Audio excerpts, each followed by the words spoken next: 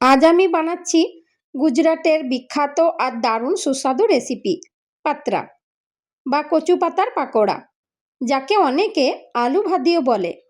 যারা একবার খেয়েছে তারা কিন্তু বারবার খেতে চাইবে, আর যারা এখনও খাওনি আজকের ভিডিওটা শেষ পর্যন্ত দেখতেই হবে, কারণ আজ আমি দেখাবো একদম সহজ আর পারফেক্ট পদ্ধতি। প্রথমে একটা বাটিতে নিয়ে নিচ্ছি গুড়, তেঁতুল আর জল। এই তিনটার কম্বিনেশনেই আসবে সেই টক মিষ্টি ব্যালেন্সড স্বাদ। এরপর একটা প্লেটে নিচ্ছি 10 থেকে 12 কোয়া রসুন, একটু আদা, 4 থেকে 5টা কাঁচা লঙ্কা আর 20 থেকে 22টা গোটা গোলমরিচ। দিয়ে দিচ্ছি 1 চামচ ধনে। এই মশলাই আমাদের রেসিপিতে এনে দেবে অসাধারণ ঝাল আর দারুণ ফ্লেভার। এবার সামান্য জল দিয়ে সব কিছু ভালো করে গ্রাইন্ড করে নিচ্ছি। দেখতেই পাচ্ছেন কি সুন্দর ঘন আর স্মুথ পেস্ট তৈরি হয়েছে। এটাকে এখন সাইডে রেখে দিচ্ছি। চলুন এবার ধাপে ধাপে বানাই একদম পারফেক্ট, মজাদার আর মুখে লেগে থাকার মতো পাত্রা। তাই ভিডিওটা শেষ পর্যন্ত দেখতেই থাকুন, কারণ শেষে থাকছে কিছু এক্সট্রা দারুণ টিপস। এবার একটা বড় মিক্সিং বাউলে নিয়ে নিচ্ছি 2 বাটি বেসন। এর মধ্যে দিয়ে দিচ্ছি 1 চামচ নুন, 1 চামচ হলুদ গুঁড়ো, 1 চামচ জিরে গুঁড়ো, আধা চামচ লাল লঙ্কা গুঁড়ো আর আধা চামচ কাশ্মীরি লঙ্কা গুঁড়ো। সুন্দর কালারের জন্য আমি কাশ্মীরি লঙ্কা ব্যবহার করেছি, তবে আপনারা চাইলে এটা স্কিপও করতে পারেন। এবার সামান্য হিং দিয়ে দিলাম। তারপর আগে থেকে বানিয়ে রাখা সেই মশলার পেস্টটা দিয়ে দিচ্ছি। এর সঙ্গে 3 চামচ রিফাইন্ড তেল আর 1 চামচ গরম মশলা পাউডার অ্যাড করে দিলাম। এবার নিলাম জোয়ান, হালকা করে ক্রাশ করে মিশিয়ে দিলাম, এতে ফ্লেভার আরও বেড়ে যাবে। আর আগে থেকে ভিজিয়ে রাখা তেঁতুল আর গুড়ের মিশ্রণটা দিয়ে ভালো করে মেখে নিলাম। সরি, মাখার ক্লিপটা দেখাতে পারলাম না, ভুল করে ডিলিট হয়ে গেছে। তবে ব্যাটারটা একদম স্মুথ করে মিশিয়ে নেবেন। এবার একটা চাকলা বা বোর্ডের উপর নিয়ে নিচ্ছি একটা কচু পাতা আর বেলনের সাহায্যে হালকা করে বেলে নিচ্ছি, যাতে পাতাটা সফট হয়ে যায় আর রোল করতে সুবিধা হয়। ঠিক একইভাবে আরেকটা কচু পাতা নিয়ে বেলনের সাহায্যে হালকা করে বেলে নিচ্ছি। পাতাগুলো কিন্তু আমি আগে থেকে ভালো করে জল দিয়ে ধুয়ে নিয়েছিলাম। তারপর একটা পরিষ্কার কাপড় দিয়ে সুন্দর করে মুছে নিচ্ছি, কারণ পাতা একদম শুকনো থাকলে মশলা ভালোভাবে আটকাবে। এবার একটা ধারালো ছুরির সাহায্যে নিচের মোটা বোটা অংশটা কেটে নিচ্ছি। তারপর উপরে শক্ত শিরাটাও হালকা করে কেটে নিচ্ছি, যাতে পাতাটা একদম নরম আর ফ্লেক্সিবল হয়ে যায়।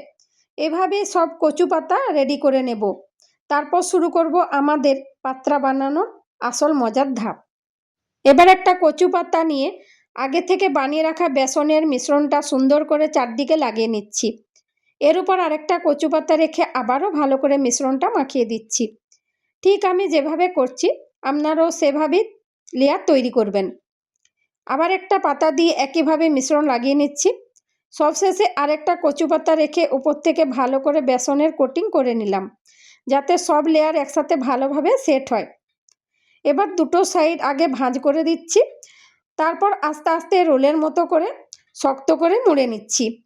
দেখতেই পাচ্ছেন কি সুন্দর শেপ এসেছে। এভাবেই বাকি সব কচু পাতা দিয়ে একে একে রোল তৈরি করে নেব। তারপর চলে যাব পরের ধাপে। এভাবেই সব কচু পাতার রোল একে একে তৈরি করে নিলাম।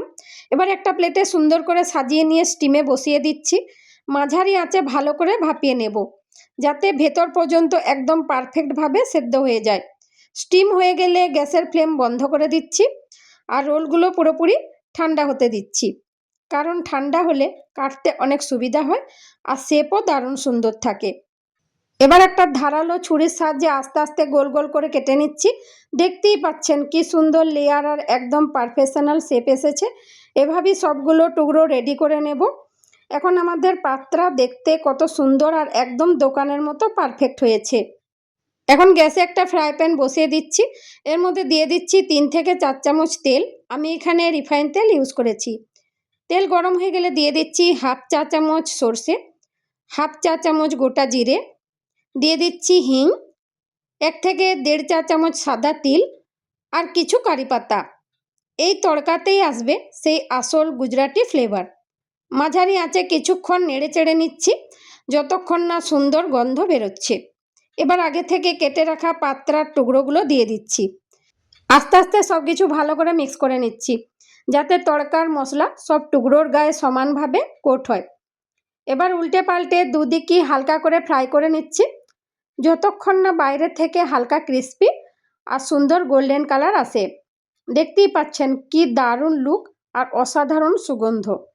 এই সময় পুরো রান্নাঘর জুড়ে ছড়িয়ে পড়ছে লোভনীয় গুজরাটি ফ্লেভারের ঘ্রাণ।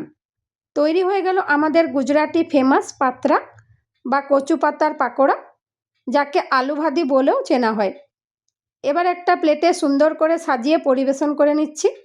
গরম গরম চা বা সসের সঙ্গে খেতে কিন্তু দারুণ লাগে। ভিডিওটা যদি ভালো লেগে থাকে তাহলে লাইক, শেয়ার আর অবশ্যই সাবস্ক্রাইব করে পাশে থাকবেন। আবার দেখা হবে নেক্সট ভিডিওতে।